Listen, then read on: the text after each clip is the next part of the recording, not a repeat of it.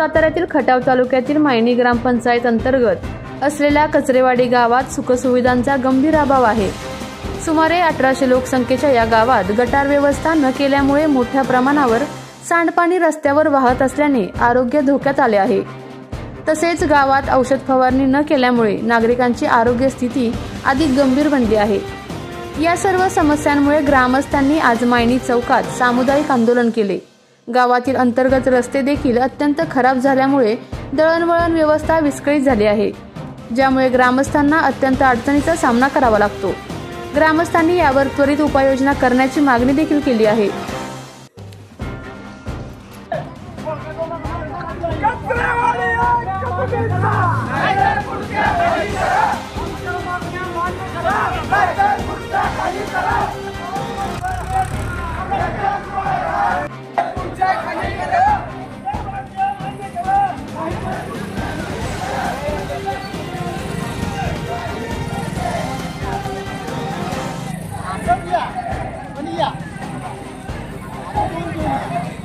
कचरेवाडीचे रस्ते कचरेवाडीत औषध फवारणी